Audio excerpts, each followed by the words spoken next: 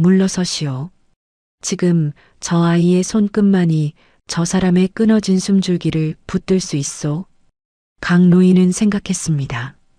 자신의 혼을 그대로 이어받은 이 아이라면 다시 한번 기적을 일으킬 수 있으리라는 믿음이 있었던 거예요. 운명의 수레바퀴가 돌아가기 시작하던 바로 그 순간 아이는 아무 말 없이 무릎을 꿇고 작은 은침 하나를 두 손으로 받쳐들었습니다. 지금이야. 그 한마디와 함께 아이의 손끝이 미세하게 움직였고 모두가 숨을 삼킨 그 순간 죽어가던 회장의 심장이 다시 뛰기 시작했습니다. 그 누구도 몰랐습니다. 침을 꽂던 아이, 그리고 그 곁에 서 있던 노인이 이 모든 기적의 시작이었다는 사실을 말이죠. 그 기적은 화려한 병원이 아니라 새벽마다 물 끓는 소리가 먼저 울리던 낡은 단칸방에서 시작되고 있었습니다. 안녕하세요. 이야기 시작 전 구독과 좋아요 눌러주시고 어디서 듣고 계신지 댓글로 남겨주시면 계신 그곳에 늘 평안과 행운이 가득하기를 기도하겠습니다.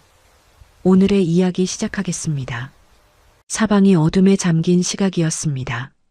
세상은 모두 깊은 잠에 빠져 있었고 고요한 정적만이 흐르고 있던 새벽. 도심의 화려한 네온사인이 닿지 않는 이곳 폐지 적재소 구석에는 위태롭게 자리 잡은 낡은 단칸방이 겨울바람에 떨고 있는 듯 했습니다. 문틈 사이를 비집고 들어오는 칼바람은 날카로운 소리를 내며 방 안의 온기를 앗아가는 듯 했어요. 그 차가운 정적을 가장 먼저 깨뜨린 것은 다름 아닌 규칙적이고 포근하게 들려오는 물 끓는 소리였습니다. 방 한가운데에는 세월의 흔적이 고스란히 묻어나는 낡은 롯세화로 하나가 놓여 있었습니다. 비록 겉면은 군데군데 녹이 슬고 빛이 바랬지만 누군가 매일같이 정성껏 손질해 온 듯 은은한 광택이 남아 있었죠. 화로 위 솥에서 피어오르는 묵직한 수증기는 눅눅한 방 안 공기를 서서히 데우며 고단한 삶의 현장을 어느새 고요한 수행의 자리로 바꾸어 놓고 있었습니다. 강석주 노인은 그 비좁고 낡은 방에서도 마치 대나무처럼 허리를 꼿꼿이 펴고 정저한 채 앉아 있었습니다. 벽지 끝은 말려 올라가 있었고 곰팡이 냄새가 배어 있었지만 그가 입고 있던 무명 셔츠만큼은 눈이 시릴 정도로 하얗고 빳빳하게 다려져 있었죠. 가난은 그의 옷을 해지게 할 수는 있어도 그가 평생 지켜온 선비의 기품까지 앗아가지는 못했던 모양이었습니다. 강석주 노인은 깊은 명상에 잠긴 사람처럼 한동안 눈을 감고 있다가 이내 천천히 정면에 걸린 낡은 사진 한 장을 바라보았습니다.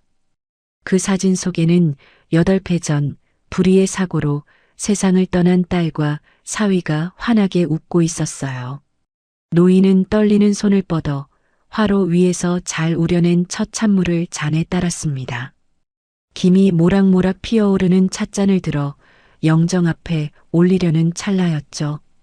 바로 그때 강석주 노인의 오른손이 마치 경련이라도 일어난 것처럼 파르르 떨리기 시작했습니다.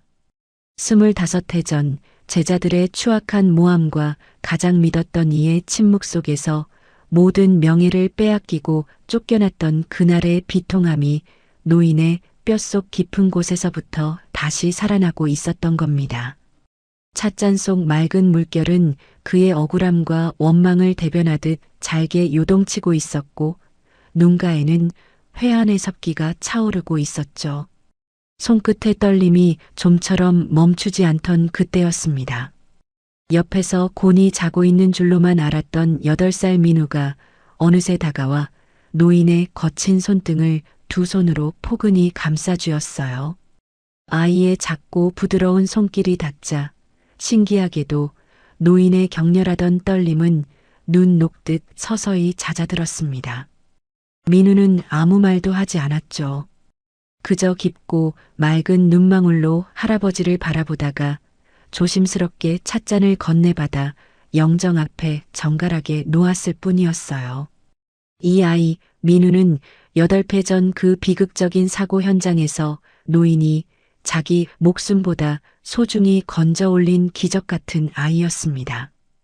민우는 3살 때 이미 노인이 벽장 깊숙이 숨겨두었던 낡은 경열서책을 보물찾기 하듯 찾아내 그 어려운 글자 수천 자를 마치 그림을 외우듯 머릿속에 담아내던 아이였죠. 뿐만이 아니었습니다. 4살 무렵에는 중풍 기운으로 마비된 강석주 노인의 손목 혈자리를 정확히 찾아내 고사리 같은 손가락으로 꾹 지압하곤 했었습니다. 그때 강석주 노인은 자신의 손끝으로 전해지는 아이의 기운을 느끼며 말로 다 할 수 없는 경악과 두려움을 동시에 느꼈어요. 자신이 걸어온 이 고통스럽고 험난한 의원의 길을 이 어린 손자에게만큼은 물려주고 싶지 않았던 그는 아이의 천재성을 애써 외면하며 살아왔던 것이었죠. 하지만 민우의 눈빛은 이미 할아버지가 숨기려 하고 있던 세상의 진실을 다 꿰뚫어 보고 있는 듯 보였습니다. 할아버지, 물이 이제 딱 마시기 좋게 식었어요. 민우의 나직한 목소리가 새벽 공기를 타고 은은하게 퍼졌고 강석주 노인은 아이의 머리를 쓰다듬으며 가슴 깊은 곳에서 차오르는 슬픔을 말없이 삼켰습니다. 그는 매일 아침 민우의 바지 칼주름을 정성껏 세워주며 가난은 부끄러운 것이 아니지만 마음이 가난해지는 것은 의원으로서 가장 경계해야 할 일이라고 입버릇처럼 말하곤 했어요.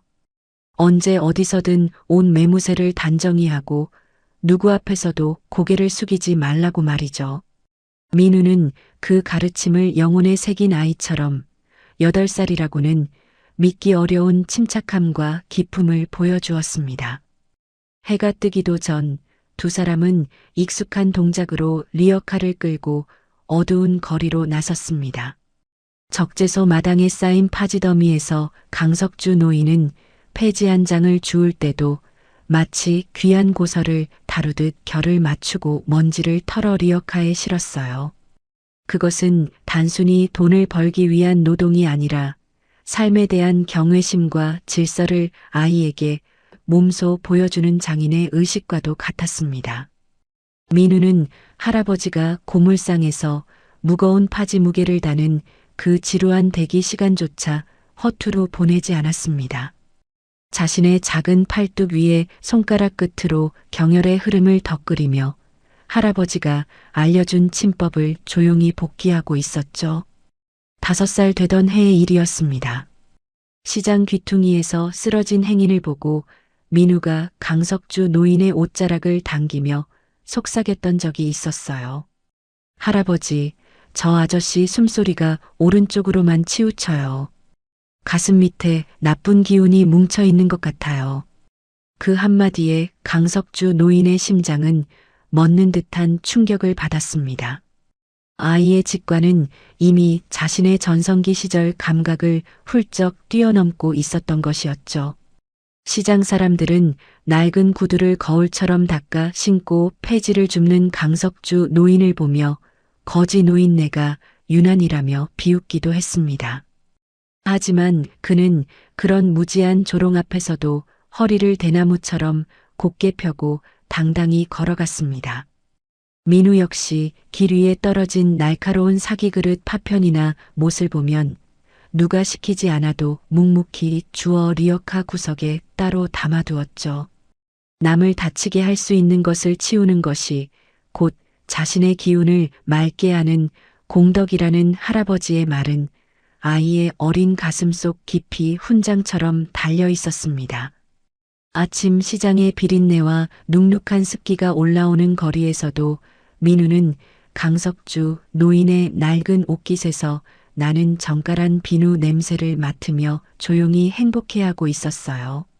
세상 사람들은 그들을 보잘것없는 폐지 줍는 노인과 아이로 보았지만 적어도 이 새벽만큼은 분명했습니다.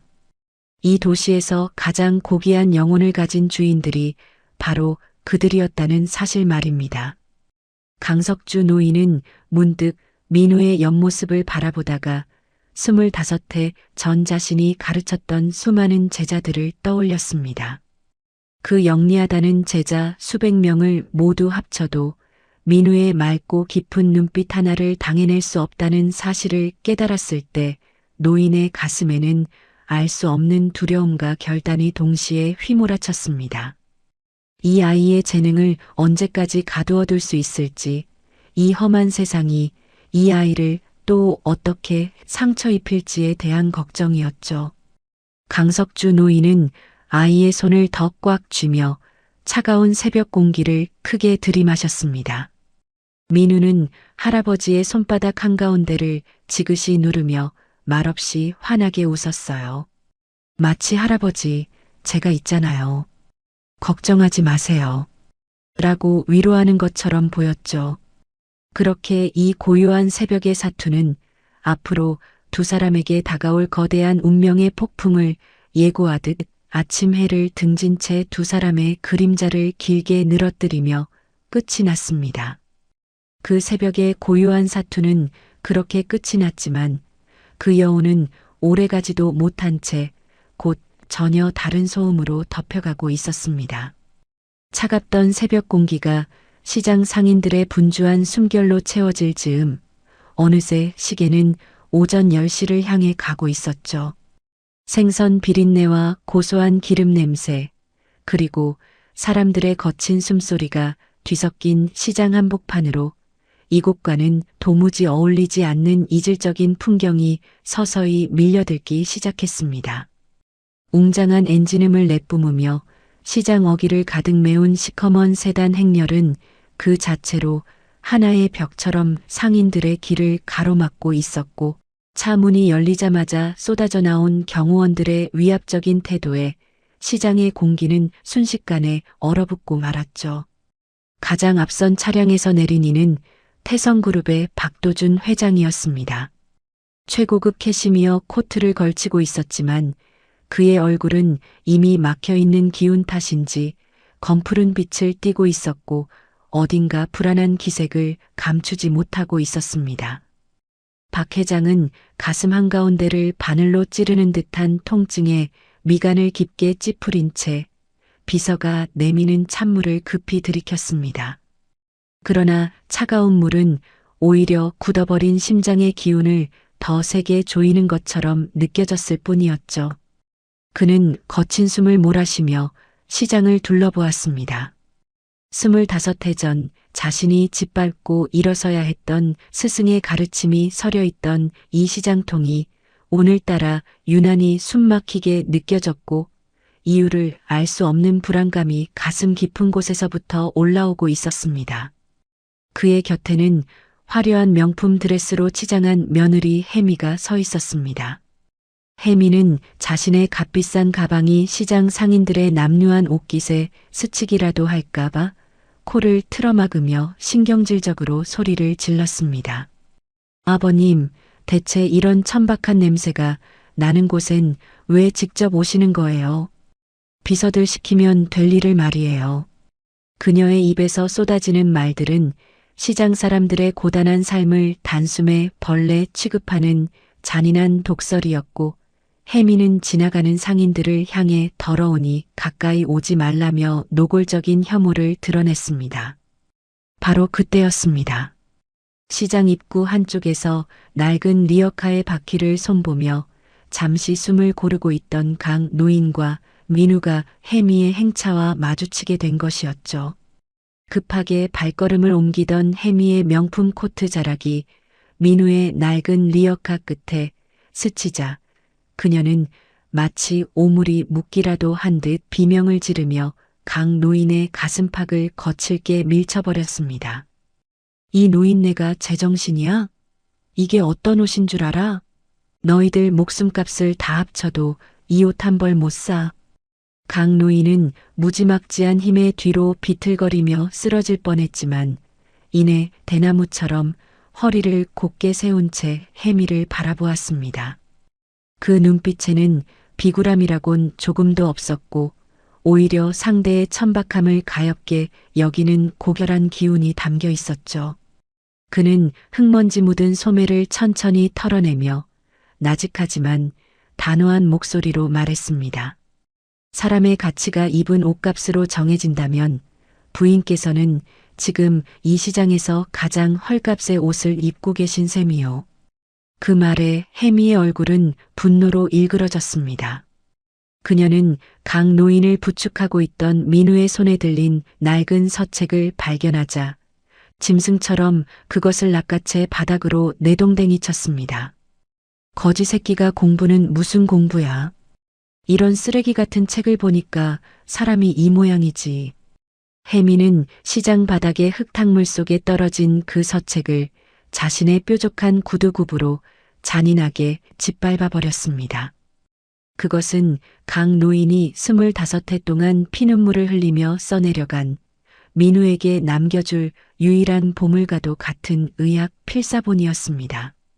민우는 흙탕물에 젖어 들어가는 할아버지의 평생을 바라보며 눈시울이 붉어졌습니다. 8살 아이라면 울음을 터뜨려도 이상하지 않을 순간이었지만 민우는 소리를 지르지도 대들지도 않았습니다. 대신 묵묵히 다가가 흙탕물 범벅이 된 책을 조심스럽게 들어 올려 자신의 품에 꼭 안았죠. 그리고는 고개를 들어 혜미의 오만한 눈을 똑바로 응시했습니다. 그 깊고 초연한 눈빛, 마치 상대의 영혼 밑바닥까지 들여다보는 듯한 아이의 시선에 혜미는 순간 이유 모를 소름을 느끼며 한 발짝 물러섰습니다. 뭐야, 그 재수 없는 눈은. 내가 감히 누굴 쳐다봐? 혜미가 다시 손을 들려던 찰나 가슴 통증에 가쁜 숨을 몰아쉬던 박 회장이 차가운 목소리로 그녀를 제지했습니다. 그만해라. 시장 한복판에서 이게 무슨 추태냐? 박 회장은 그제야 강 노인의 눈빛을 제대로 마주했고 그 순간 심장이 덜컥 내려앉는 듯한 기분을 느꼈습니다. 25해 전 자신의 야망을 위해 외면했던 그 스승의 서늘한 눈매가 폐지를 줍는 노인의 얼굴 위로 겹쳐 보였기 때문이었습니다. 그는 애써 고개를 저으며 그럴 리 없다고 스스로를 다독였고 조여오는 통증을 참지 못한 채 서둘러 발길을 돌렸습니다. 차에 오르기 직전 박 회장은 흙탕물을 뒤집어 쓴 채 자신을 말없이 바라보는 민우를 다시 한번 돌아보았습니다. 그 맑은 눈망울이 마치 자신의 죄를 묻는 것처럼 느껴져 그는 도망치듯 차 안으로 몸을 숨겼습니다. 김 실장, 아까 그 노인 말이야. 왠지 낯이 익어. 조용히 알아봐. 그의 낮은 지시는 혜미의 짜증 섞인 투덜거림 속에 묻혀버렸습니다.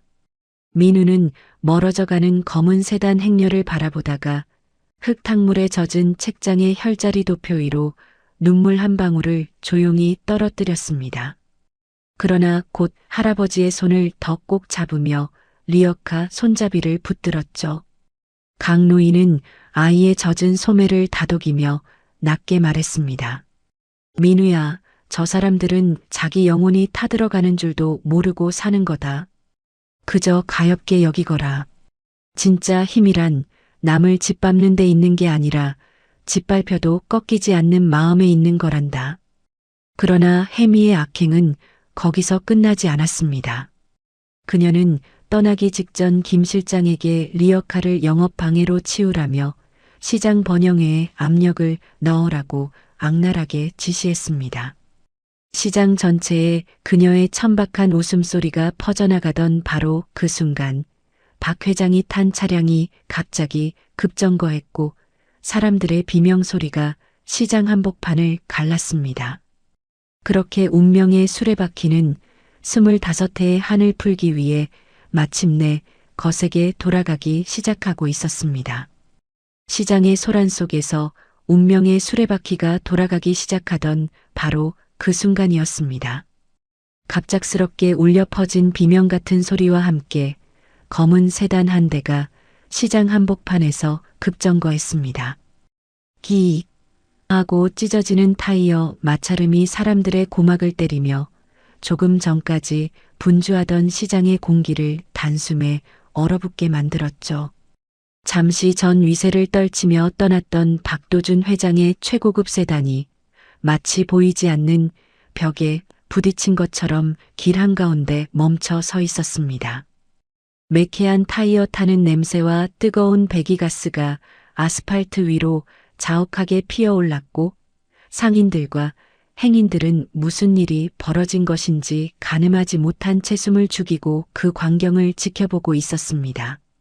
검은 수트 차림의 수행원들이 혼비백산의 차 문을 열었을 때 그 안에서는 얼굴이 흙빛으로 질린 채 의식을 잃어가는 박 회장이 위태롭게 몸을 기울이고 있었습니다. 회장님, 정신 차리십시오. 회장님, 비서와 경호원들이 황급히 박 회장을 차 밖으로 끌어내려 아스팔트 위에 눕혔지만 그의 호흡은 이미 가늘어질 대로 가늘어져 끊어지기 직전이었습니다. 심장을 쥐어뜯는 듯한 고통에 박 회장의 손가락은 갈고리처럼 굳어 있었고 입술은 짙은 보랏빛으로 변해 죽음의 그림자를 짙게 들이우고 있었죠. 곁에 있던 며느리 혜미는 히스테릭하게 소리를 질러댔습니다. 구급차 불러요. 지금 뭐 하는 거예요? 우리 아버님 잘못되면 다 끝장이에요. 그러나 그녀는 쓰러진 시아버지에게 손 하나 대지 못한 채 발만 동동 구르며 시장의 혼란을 키우고 있을 뿐이었습니다. 좁은 골목은 이미 몰려든 인파와 불법 주차된 차량들로 엉켜 있었고 구급차는 들어올 엄두조차 내지 못하고 있었습니다. 멀리서 들려오는 사이렌 소리는 점점 가까워지다가도 다시 멀어지기를 반복하며 마치 절망이 헛바퀴를 도는 소리처럼 공허하게 울리고 있었죠. 박 회장의 동공이 풀리고 전신의 온기가 빠르게 식어가던 바로 그 절체절명의 순간 아비규 안의 한가운데를 가르며 작은 그림자 하나가 조용히 다가왔습니다. 다름 아닌 민우였습니다. 민우는 흙탕물에 젖은 필사본을 품에 꼭 안은 채 경호원들이 만들어 놓은 삼엄한 장벽 사이를 마치 바람처럼 빠져나왔습니다. 그리고는 쓰러진 박 회장 곁에 조용히 무릎을 꿇었습니다. 민우의 작은 손가락이 박 회장의 왼손 새끼손가락 끝을 찾아 정확히 파고들었습니다. 심장의 기운이 모이는 자리였습니다. 아이가 온 힘을 다해 그곳을 움켜쥐는 순간 박 회장의 굳어있던 손가락 근육이 아주 미세하게 꿈틀거렸습니다. 이 거지 자식이 어디라고 손을 대. 당장 치워. 뒤늦게 민우를 발견한 혜미가 악을 쓰며 아이를 향해 구두발을 치켜든 바로 그 찰나였습니다. 둔탁한 소리가 아스팔트를 울렸습니다. 낡은 지팡이가 혜미의 발 앞을 벼락처럼 내리찍은 것이었죠. 민우의 등 뒤에는 어느새 강석주 노인이 태산처럼 버티고 서 있었습니다. 해진 옷차림이었지만 그의 형형한 눈빛은 그 누구도 감히 넘볼 수 없는 서늘한 위엄을 내뿜고 있었습니다. 물러서시오. 지금 아이의 손끝만이 저 사람의 끊어진 숨줄기를 붙들고 있어.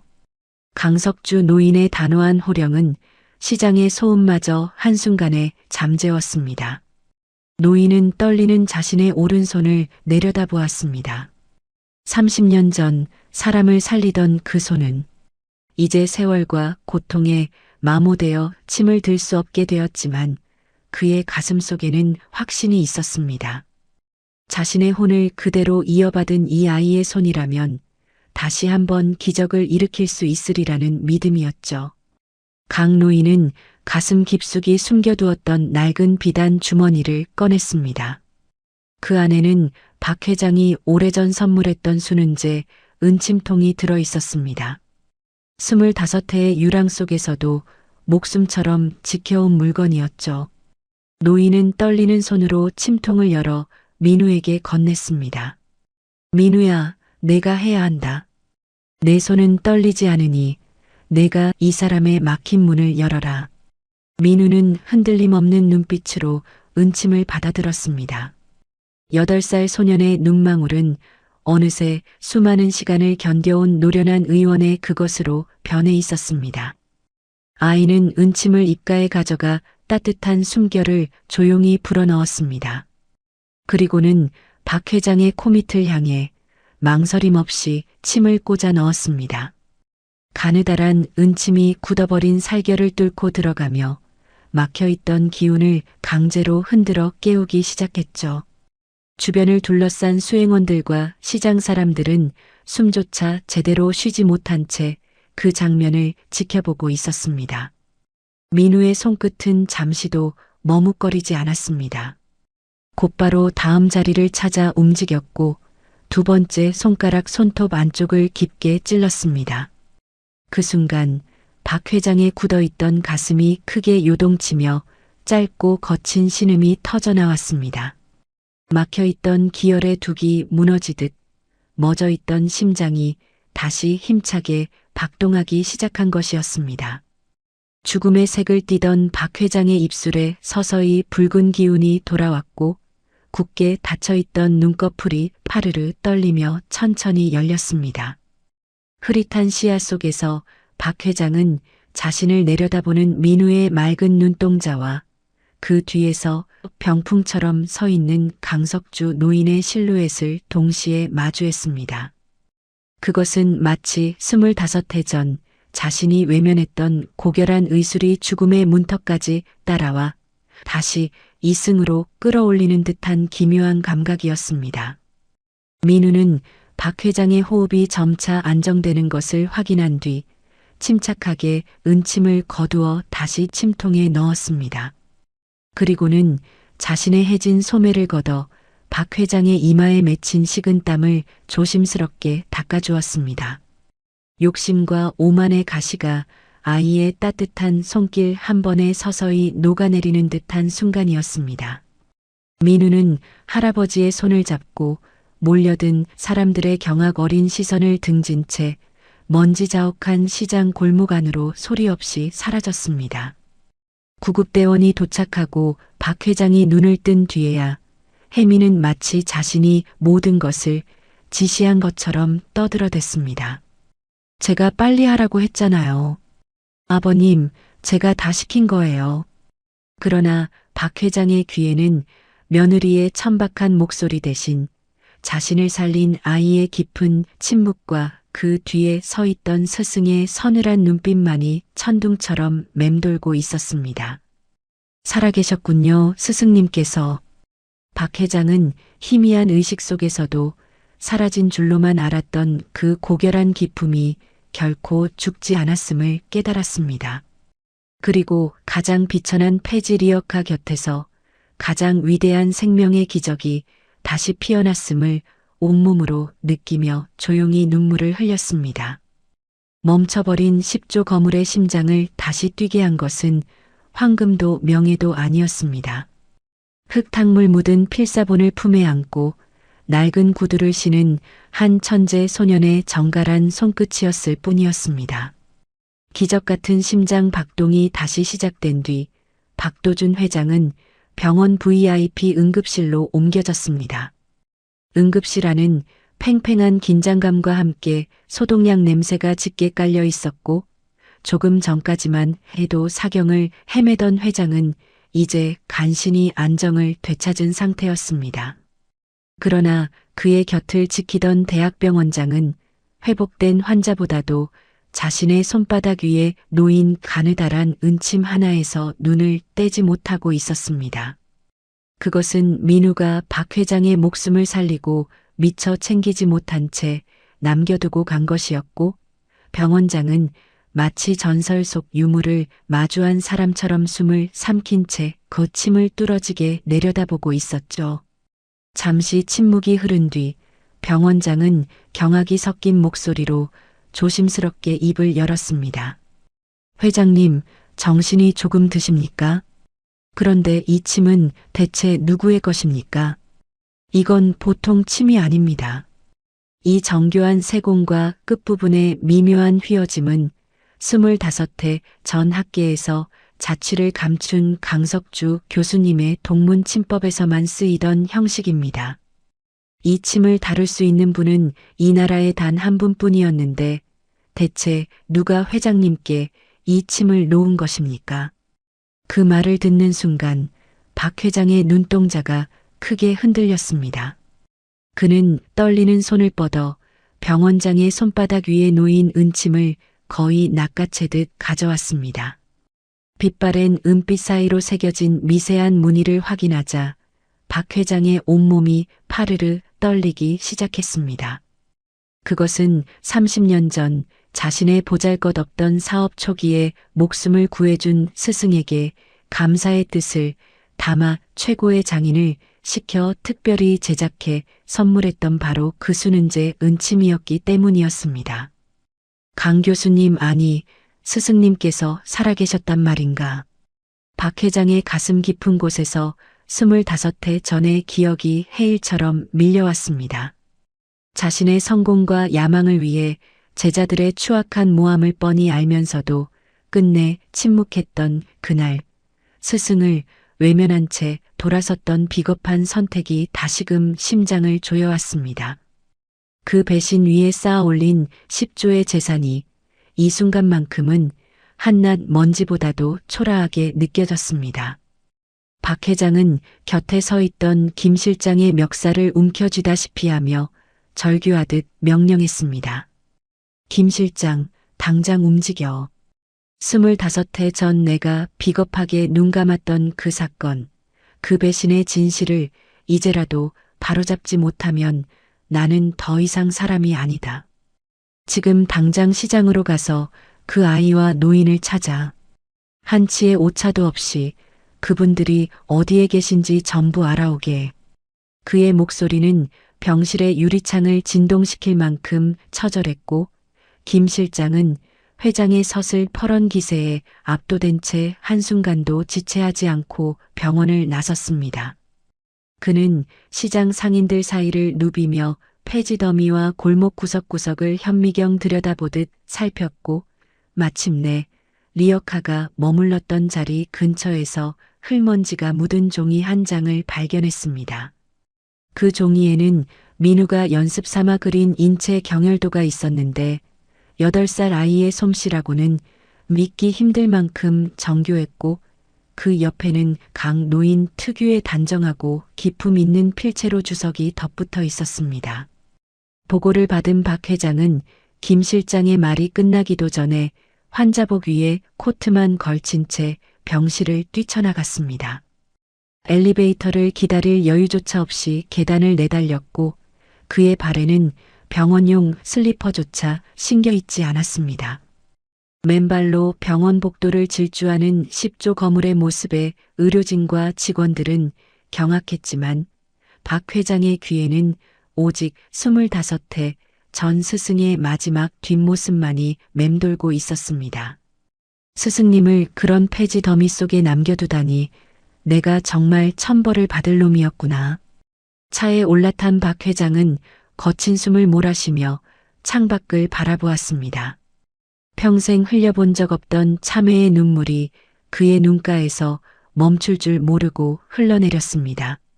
자신의 야망을 위해 버렸던 스승이 자신이 가장 비천하게 여겼던 시장 바닥에서 다시 한번 자신의 목숨을 구했다는 사실이 박 회장의 영혼을 무자비하게 후벼 파고 있었던 것입니다. 한편 폐지 적재소의 비좁은 단칸방 안에서는 전혀 다른 시간이 흐르고 있었습니다. 민우는 강 노인의 무릎 위에 할아버지의 떨리는 오른손을 올려두고 작은 손으로 조심스럽게 지압을 이어가고 있었습니다. 방 안에는 낡은 종이 냄새와 함께 노쇠 화로에서 피어오르는 은은한 차 향기가 가득 퍼져 있었고 민우는 8살 소년답지 않은 진중한 눈빛으로 할아버지의 막힌 기운을 하나하나 풀어내고 있었습니다. 할아버지, 아까 그 아저씨 심장 소리가 너무 슬펐어요. 돈이랑 욕심이 심장을 꽉 가리고 있어서 진짜 숨을 못 쉬고 있었거든요. 침을 놓을 때 제 손끝으로 아저씨 눈물이 느껴지는 것 같았어요. 민우의 말에 강 노인은 깊은 한숨을 내쉬며 아이의 머리를 천천히 쓰다듬었습니다. 25해 동안 가슴에 맺혀 있던 원망이 아이의 맑은 통찰을 통해 조금씩 녹아내리는 듯한 순간이었습니다. 그때 적막하던 폐지 적재소 골목으로 수십 대의 검은 세단이 한꺼번에 들이닥쳤습니다. 요란한 타이어 소리와 함께 강력한 헤드라이트 불빛이 폐지 더미와 낡은 슬레이트 지붕을 대나처럼 밝혔습니다. 강 노인은 올 것이 왔다는 듯 허리를 더욱 곧게 펴고 정자한 채 운명을 맞이할 준비를 했습니다. 차에서 내린 박 회장은 신발도 신지 못한 맨발로 흙먼지 날리는 마당을 가로질러 다가왔습니다. 그리고 25해 만에 마주한 스승의 정갈하고 고결한 모습 앞에서 그는 마치 오래 버텨온 고목이 무너지는 것처럼 그대로 무릎을 꺾으며 바닥을 짚었습니다. 뒤늦게 쫓아온 혜미가 소리를 질렀습니다. 아버님, 여기서 뭐 하시는 거예요? 저런 더러운 노인 앞에 왜 무릎을 꿇으세요? 그러나 박 회장의 서늘하고 매서운 눈빛이 한번 스치자 혜미는 더 이상 말을 잇지 못하고 입을 다물 수밖에 없었습니다. 민우는 할아버지 곁에서 박 회장의 흔들리는 기운을 가만히 살피다가 조용히 속삭였습니다. 할아버지, 저 아저씨가 이제야 진짜 숨을 쉬는 것 같아요. 가슴속에 박혀있던 가시가 조금씩 빠지고 있어요. 강 노인은 마당에 엎드린 박 회장을 내려다보며 나직하지만 뼈 있는 첫마디를 던졌습니다. 자네 25해 만에 찾아온 것 치고는 차림새가 참 가볍구려. 그 화려한 구두는 어디에 두고 맨발로 이 누추한 곳까지 왔는가. 그 말에 박 회장은 대답 대신 바닥을 적시는 뜨거운 눈물만을 쏟아냈습니다. 흙먼지 자욱한 폐지 적재소 마당은 10조 자산가의 처절한 참회와 전설적인 의원의 재회가 겹쳐지며 세상에서 가장 숭고한 용서의 공간으로 변해가고 있었습니다. 한밤중의 폐지 적재소 마당은 더 이상 어둠 속에 있지 않았습니다. 수십 대의 검은 세단이 내뿜는 서늘한 헤드라이트 불빛이 마당을 대낮처럼 밝히고 있었고 공중에 떠다니는 미세한 흙먼지들은 그 강렬한 빛을 받아 유령처럼 흩날리고 있었습니다.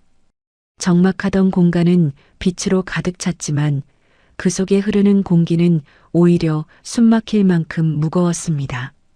박도준 회장은 자신을 부축하려는 수행원들의 손길을 거칠게 뿌리쳤습니다.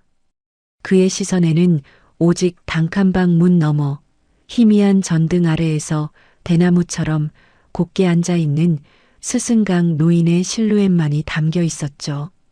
박 회장은 떨리는 다리를 간신히 지탱하며 흙먼지 날리는 마당 한복판으로 걸어 나왔습니다. 그리고는 마치 거대한 고목이 뿌리째 뽑히듯 차갑고 딱딱한 바닥 위에 그대로 무릎을 꺾고 주저앉았습니다. 툭투둑. 10조 자산가의 무릎이 거친 흙바닥에 부딪히는 소리가 고요를 갈랐습니다. 그러나 그것은 시작에 불과했습니다. 박 회장은 허리를 깊이 굽혀 자신의 이마를 바닥에 짓짓듯 내리며 둔탁한 소리가 나도록 큰 절을 올렸습니다. 스승님, 이 못난 제자가 이제야 왔습니다. 죽을 죄를 지었습니다. 그의 목소리는 이미 울음에 잠긴 절규가 되어 골목 전체를 뒤흔들고 있었습니다. 30년 전 이름도 없던 저를 살려주신 은혜를 잊고도 25해 전 눈앞의 이익 때문에 스승님을 외면했습니다. 그 비겁한 침묵이 스승님의 평생을 이 폐지 더미 속에 가두었습니다. 저를 벌해 주십시오, 스승님. 방 안에서 허리를 꼿꼿이 세운 채 앉아있던 강 노인은 그제야 천천히 눈을 떴습니다. 그의 눈빛에는 흔들림이 없었고 낡은 무명 셔츠의 깃은 여전히 날카로운 칼날처럼 서 있었습니다. 강 노인은 마당에 엎드려 통곡하는 박 회장을 서늘하게 내려다보며 나직하지만 뼛속까지 스며드는 목소리로 입을 열었습니다. 자네 25해 만에 제대로 숨을 쉬어보니 이제야 가슴에 박힌 가시가 느껴지는가. 그 화려한 회장 자리에 앉아 있을 때는 이 흙먼지 냄새가 이토록 매운 줄도 몰랐겠지. 민우는 할아버지 곁에 조용히 서서 박 회장의 파르르 떨리는 등 근육과 거친 호흡을 유심히 지켜보고 있었습니다.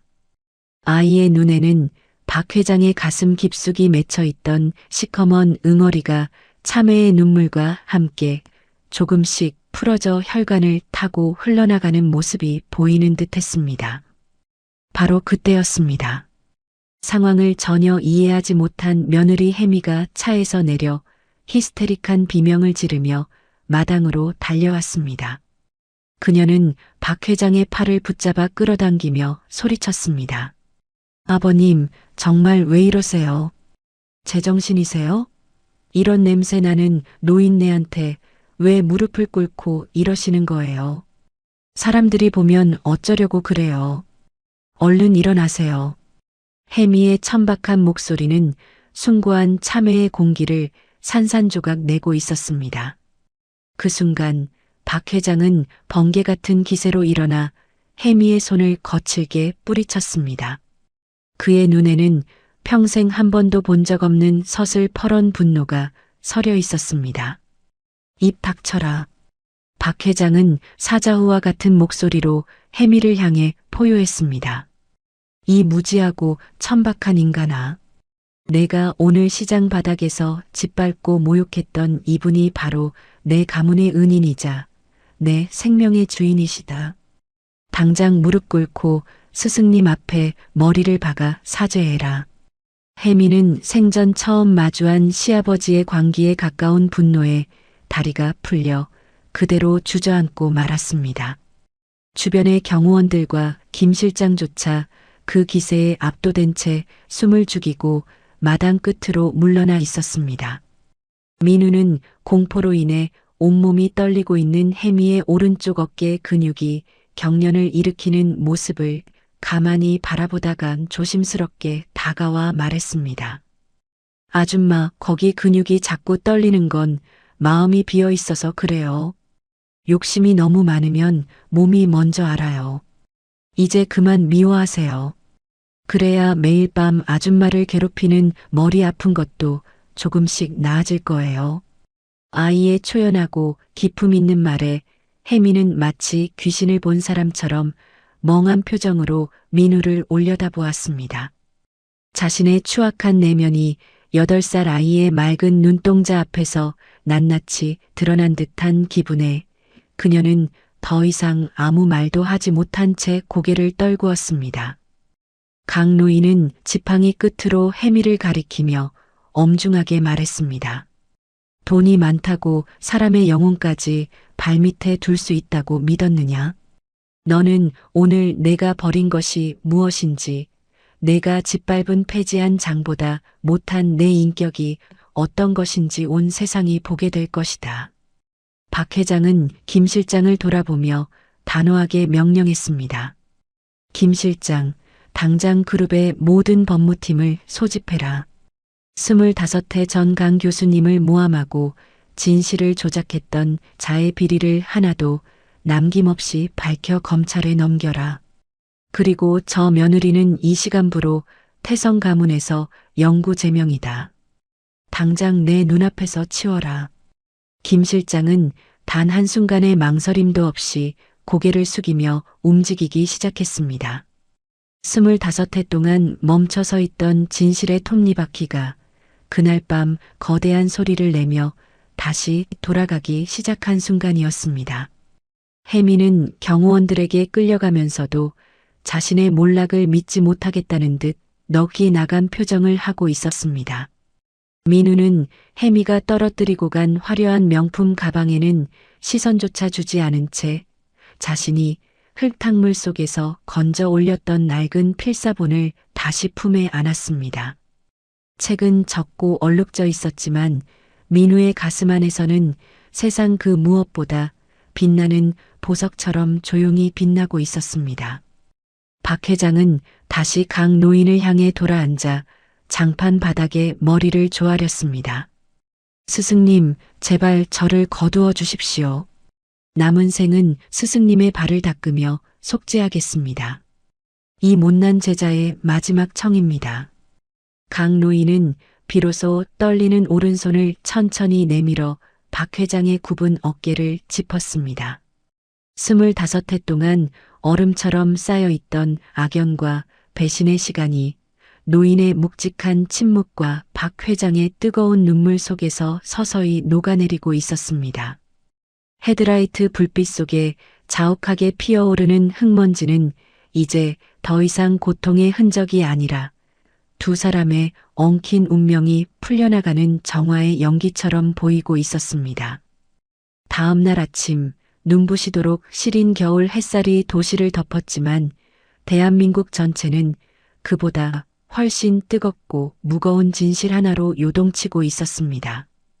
전국의 모든 식당과 거실 그리고 그들이 몸을 부대끼며 살아오던 시장 골목의 낡은 텔레비전 화면마다 붉은 속보 자막이 쉼없이 전멸하고 있었죠. 25해 만에 밝혀진 진실. 사라진 명예 강석주 교수, 전면 무죄 입증. 화면 속에는 과거 강 노인을 모함해 병원장 자리를 차지했던 최병구의 추악한 민낯이 여과 없이 비치고 있었습니다. 수백 개의 플래시가 터질 때마다 그의 죄악이 불꽃처럼 드러났고 수갑을 찬 채 끌려 나오는 최병구는 파들파들 떨리는 손으로 얼굴을 가리며 외쳤습니다. 이건 음모다. 나는 잘못이 없다. 그러나 박 회장이 직접 제출한 비리 문건과 녹취록 앞에서 그 외침은 그저 비참한 소음에 불과했습니다. 25해 동안 쌓아 올린 가짜 권위는 단 한순간에 무너져 내렸고 그 붕괴의 소리는 텔레비전을 넘어온 나라에 울려 퍼지는 듯 했습니다. 한편 태성그룹 가문에서 영구 제명된 며느리 혜미의 하루는 그보다 더 참혹한 방식으로 시작되고 있었습니다. 불과 하루 전까지만 해도 수천만 원짜리 드레스를 입고 세상을 내려다보던 그녀였죠. 그러나 지금 그녀의 어깨에는 땀 냄새가 배어든 사회봉사 조끼가 얹혀 있었고 장소는 공교롭게도 그녀가 가장 천박하게 조롱했던 바로 그 시장 입구였습니다. 혜미는 손끝에 묻는 눅눅한 종이 박스와 시커먼 흙먼지에 몸서리치며 소리를 지르려 했지만 곧 입을 다물 수밖에 없었습니다. 지나가던 시장 상인들의 말이 그녀의 귀를 찔렀기 때문이었죠. 거기 폐지 아주머니 멍하니 서 있지 말고 좀 움직여요. 길 막지 말고 저쪽으로 가세요. 그 말은 전날 그녀가 강 노인과 민우에게 퍼부었던 독설이 그대로 되돌아온 것이었습니다. 혜미는 차가운 바닥에 주저앉아 얼굴을 감싸쥐고 오열했지만 그 눈물에 응답하는 사람은 아무도 없었습니다. 인과응보라는 말이 얼마나 무서운지 그녀는 이제야 온몸으로 깨닫고 있었던 셈이었죠. 모든 사태를 정리한 뒤 박 회장은 강 노인을 찾아가 서울 한복판에 초연대식 메디컬 센터를 헌정하겠다는 계획을 내놓았습니다. 수천억 원이 투입될 유리 건물의 조감도를 조심스레 펼쳐 보였죠. 그러나 강 노인은 그 화려한 종이를 한 번도 바라보지 않았습니다. 대신 거울처럼 맑고 깊은 눈으로 박 회장을 바라보며 조용히 말했습니다. 자네는 아직도 병원이 벽으로 세워지는 줄 아는가? 내 병원은 시장 사람들의 굽은 허리와 지친 숨결이 있는 곳이면 충분하네. 사람을 살리는데 번쩍이는 유리가 무슨 소용이 있겠는가? 그 말 앞에서 박 회장은 아무 말도 하지 못한 채 다시 고개를 숙였습니다. 결국 그는 계획을 바꿨습니다. 시장 끝자락에 낡은 적재소를 헐고 기와 한 장 한 장에 정성을 담은 고즈넉한 한옥 무료진료소를 짓기로 한 것이었죠. 이름은 강 노인의 뜻을 따라 침묵의 의원이라 정해졌습니다. 말로 다하지 못한 아픔을 가진 이들이 말없이 찾아와 치유받기를 바라는 마음이 담긴 이름이었습니다. 의원의 문을 여는 날, 강 노인은 눈처럼 정갈한 삼배 한복을 입고 사람들 앞에 섰습니다. 굽은 손마디에는 세월이 고스란히 새겨져 있었지만 허리만큼은 대나무처럼 꼿꼿이 고다 있었습니다. 사람들은 그 모습에서 설명할 수 없는 장인의 기품을 느꼈습니다. 그 곁에는 8살 민우가 서 있었습니다. 박 회장의 지원으로 월반의 공부를 이어가고 국가로부터 전통의술 명예전수자 인증서를 받은 아이였습니다. 한때 폐지 줍는 아이라며 조롱받던 민우의 진단 능력은 이제 전설처럼 퍼져 전국에서 사람들이 몰려들었습니다. 민우는 그들의 맥을 짚으며 나직하게 말하곤 했습니다. 몸보다 마음이 먼저 아픕니다. 마음을 먼저 돌보셔야 합니다. 그 말에는 나이를 가늠할 수 없는 깊이가 담겨 있었습니다. 태성그룹 본사의 전광판에는 하루 종일 강석주 교수에 대한 공식 사과문이 흘러나왔고 25회 전글을 외면했던 제자들은 의원 마당에 엎드려 이마를 바닥에 대며 사죄의 눈물을 흘렸습니다. 혜미는 찢어진 리어카를 끌고 의원 앞을 지나가다 자신이 거지라며 비웃던 민우가 수많은 사람에게 선생님이라 불리는 모습을 멀리서 지켜보았습니다. 그 순간 그녀의 인생이 어디서부터 잘못되었는지 뼈저리게 깨닫고 있었습니다. 의원 마당에는 이제 비린내 대신 향긋한 약초향과 따뜻한 보리차의 온기가 가득했습니다. 박 회장은 매일 새벽 가장 먼저 나와 마당을 쓸며 10조의 재산으로도 사지 못했던 평온을 비로소 얻었음을 몸으로 증명하고 있었습니다. 김 실장은 빼앗겼던 연구일지를 모두 찾아왔고 강 노인은 먼지 쌓인 장부를 손끝으로 천천히 쓸어내리며 긴 세월의 하늘 침묵 속에 흘려보냈습니다. 노을이 내려앉은 시장 어귀 한때 가장 낮은 곳에서 폐지를 줍던 두 사람의 그림자는 이제 세상에서 가장 높은 자리에서 길게 드리워지고 있었습니다. 그 그림자는 화려하지 않았지만 누구보다 깊고 조용하게 빛나고 있었습니다. 정오를 막 넘긴 시각, 겨울 햇살이 한옥의 창살을 따라 곱고 단정하게 내려앉고 있었습니다. 진료실 바닥에는 격자무늬 그림자가 차분히 드리워졌고 공간 전체에는 당귀와 천궁이 어우러진 묵직한 약재향이 은은하게 머물며 사람들의 굳은 마음을 천천히 풀어주고 있었죠. 침묵의 의원 진료실 한가운데에는 이제 제법 단단해 보이는 체구의 민우가 첫 번째 환자를 맞이하고 있었습니다. 환자는 수십 년 동안 가슴에 응어리를 품고 살아온 시장의 생선가게 할머니였습니다. 민우는 할머니의 거칠고 갈라진 발을 자신의 무릎 위에 조심스럽게 올렸습니다. 그리고 엄지발가락과 둘째 발가락 사이 온몸의 기운이 흐르는 길목에 손을 얹었죠. 민우의 손끝이 부드럽고도 깊게 그 자리를 눌러가자 할머니의 미간에 깊게 패여있던 주름이 서서히 풀리기 시작했습니다. 어머나 선생님, 손이 닿자마자 가슴이 뻥 뚫리는 것 같아요. 평생 돌덩이 하나를 얹고 산 것 같았는데 이제야 숨이 쉬어지네요. 할머니의 떨리는 말에 민우는 고개를 끄덕이며 조용히 답했습니다. 그동안 너무 참고만 사셔서 그래요. 아픈 건 아프다고 말해도 되는 거예요. 여기는 마음의 화가 빠져나가는 길목이에요. 제가 천천히 도와드릴게요. 그 짧은 말 한마디는 그 어떤 약보다 깊이 할머니의 영혼을 어루만지고 있었습니다. 진료실 한쪽에서 이 모습을 지켜보던 강 노인은 자신의 가슴 속에 켜켜이 쌓였던 25회의 한이 민우의 손끝을 통해 조용히 보상받고 있음을 느끼고 있었습니다. 누명 속에 사라졌던 세월이 헛되지 않았다는 사실이 이 아이의 존재로 증명되고 있었던 것이죠.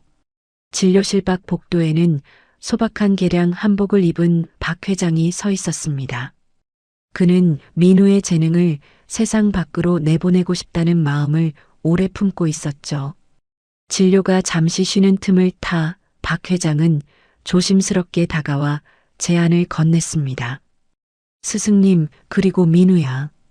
이 아이를 위해 세계 최고의 교육 환경을 준비해 두었습니다.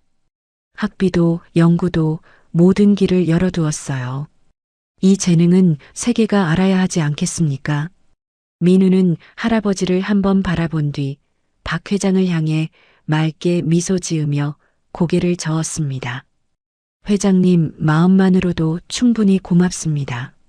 하지만 저는 여기서 할아버지랑 사람들 곁에 있고 싶어요. 시장 할머니, 할아버지들이 웃으시는 게 제게는 제일 큰 공부예요. 8살 아이의 입에서 나왔다고는 믿기 어려운 그 담담한 말 앞에서 박 회장은 아무 말도 할 수 없었습니다.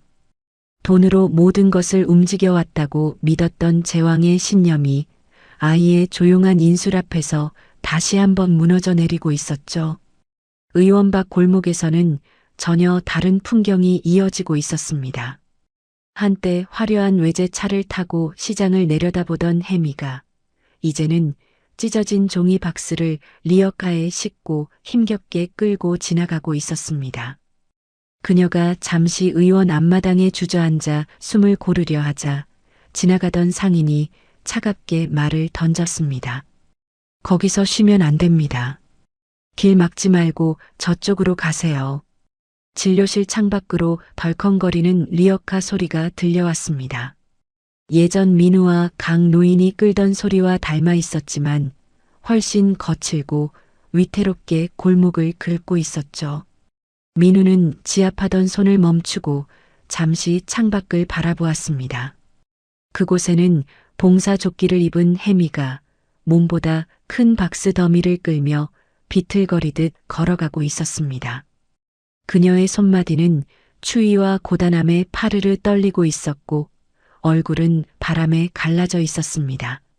상인들의 냉랭한 시선 속에서 혜미는 고개를 들지 못한 채 리어카만 붙잡고 있었죠. 그때 민우가 조용히 자리에서 일어나 김이 모락모락 오르는 노쇠잔 하나를 들고 마당으로 나섰습니다. 사람들은 아이가 무슨 말을 하려는지 숨을 죽였지만 민우의 걸음은 놀라울 만큼 차분했습니다. 날이 많이 춥습니다. 따뜻한 보리차예요. 한 잔 드시고 하세요. 민우가 내민 잔에는 꾸짖음도 우월감도 없었습니다. 그 눈빛에는 오직 추위에 떨고 있는 한 사람을 향한 연민과 할아버지에게 배운 의원의 마음만이 담겨 있었죠. 혜미는 멍하니 아이를 바라보다가 고개를 떨구었습니다. 저는 그럴 자격이 없습니다. 그녀는 끝내 잔을 받지 못한 채 리어카 손잡이를 꽉 쥐고 골목 끝으로 사라졌습니다. 민우는 그녀가 지나간 자리의 리어카 자국을 잠시 바라보다가 아무 말 없이 돌아섰습니다. 할아버지, 마음이 녹기 시작한 것 같아요. 눈물이 많이 뜨거웠어요. 강 노인은 민우의 어깨를 조용히 감싸 안았습니다. 원한을 갚는 가장 높은 방식이 보복이 아니라 자비라는 것을 이 아이는 이미 몸으로 알고 있었던 셈이었죠. 며칠 뒤 강 노인의 명예가 완전히 회복되었다는 소식에 전국 각지에서 제자들이 찾아왔습니다. 그러나 강 노인은 그들을 진료실로 들이지 않았습니다. 대신 민우가 정리한 경열 서책을 건네며 말했습니다. 의술보다 먼저 사람의 고통을 배우게. 이 아이의 손끝에 담긴 마음을 모른다면 그 어떤 기술도 흉기가 될 뿐일세. 제자들은 말없이 고개를 숙였습니다. 시장 사람들은 민우를 꼬마 선생님이라 부르며 아침마다 과일과 떡을 의원 문 앞에 두고 갔습니다. 그것이 그들이 할 수 있는 가장 진심 어린 존경의 표현이었죠. 박 회장은 재산의 절반을 내놓아 전국의 노인들을 위한 의료재단을 설립했고 그 운영을 훗날 민우에게 맡기겠다는 약속을 남겼습니다. 진료실에는 약초 향기와 함께 잔잔한 웃음이 번지고 있었습니다. 민우는 오래된 은침을 다시 침통에 넣으며 속삭였습니다.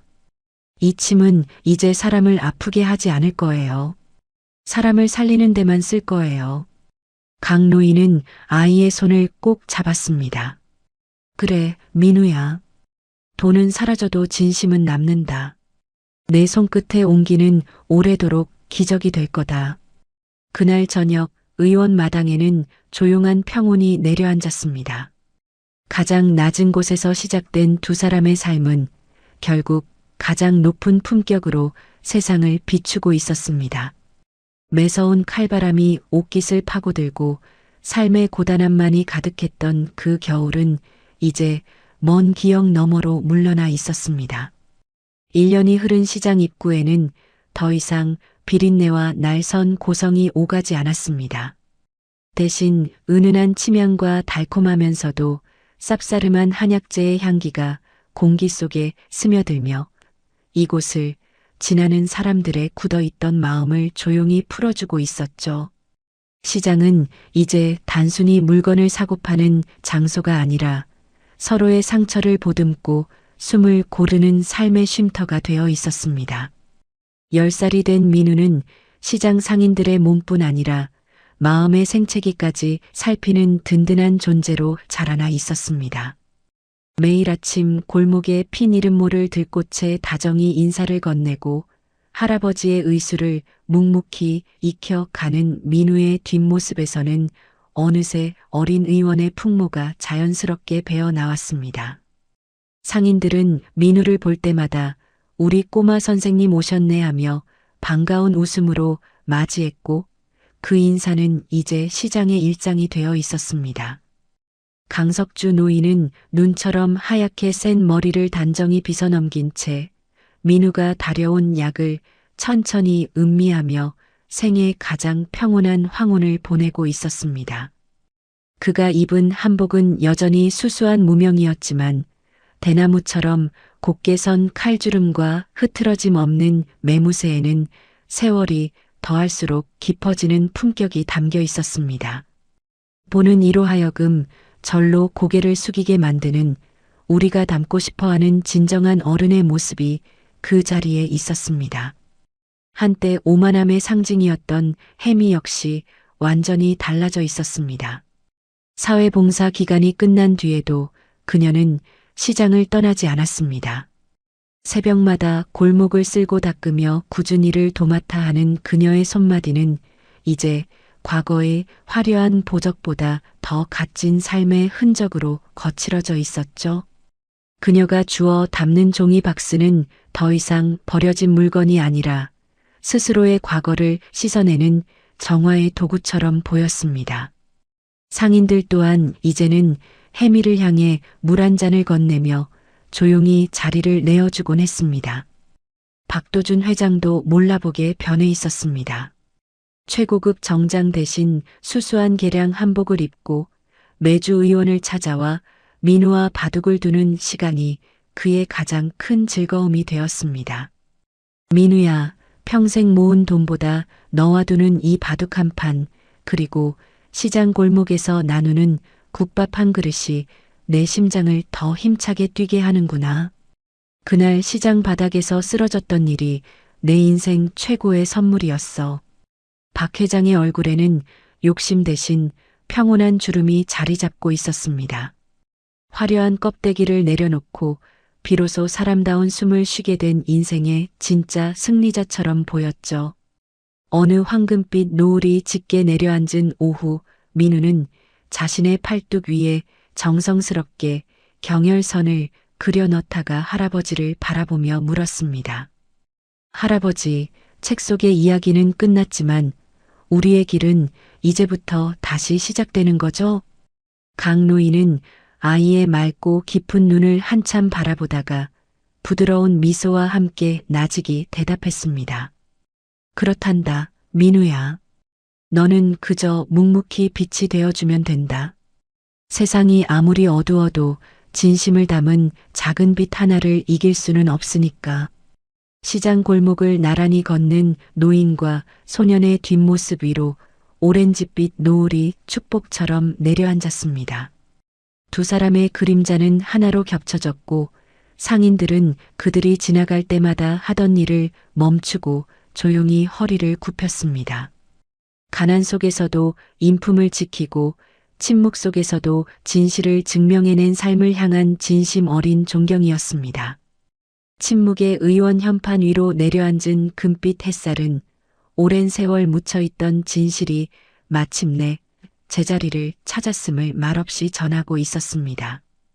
폐지 속에서도 꺾이지 않았던 노인의 품격과 소년의 기품 있는 침묵은 결국 한 사람의 인생을 그리고 차가웠던 세상을 천천히 바꾸어 놓았습니다. 우리의 삶에도 혹독한 겨울과 배신의 밤은 찾아옵니다. 그러나 그럴수록 끝까지 지켜야 할 것은 자신의 존엄과 타인을 향한 온정입니다. 진정한 부유함은 통장의 숫자가 아니라 고난 속에서도 꼿꼿이 세운 허리와 손끝에 남은 따뜻함임을 이 이야기는 조용히 말해주고 있습니다. 황금빛 노을 아래 서로의 손을 꼭 잡고 걷는 두 사람의 발걸음처럼 이 이야기를 듣는 모든 분들의 인생길 또한 언제나 당당하고 평온하기를 진심으로 바랍니다. 긴 시간 함께 해주셔서 감사합니다. 이 이야기는 거창한 기적에 대한 이야기가 아닙니다. 돈도 권력도 화려한 말 한마디도 없이 그저 한 사람의 태도와 마음 그리고 끝까지 지켜낸 존엄이 어떤 인생을 바꿀 수 있는지를 보여주는 이야기였습니다. 세상은 늘 빠르고 요란하지만 정작 사람을 살리는 힘은 말없이 손을 내미는 한 번의 온기, 끝까지 고개를 들고 걷는 한 사람의 자세에서 조용히 시작되는지도 모릅니다. 오늘 하루가 유난히 고단했다면 혹은 아무도 알아주지 않는 자리에서 묵묵히 버텨내고 계셨다면 이 이야기가 작은 위로가 되었기를 바랍니다. 폐지 더미 속에서도 품격을 잃지 않았던 노인처럼 세상이 뭐라 하든 자기 길을 지켜낸 아이처럼 여러분의 삶 또한 지금 이 순간에도 충분히 존엄하고 가치 있습니다. 끝까지 함께 해주셔서 진심으로 감사합니다.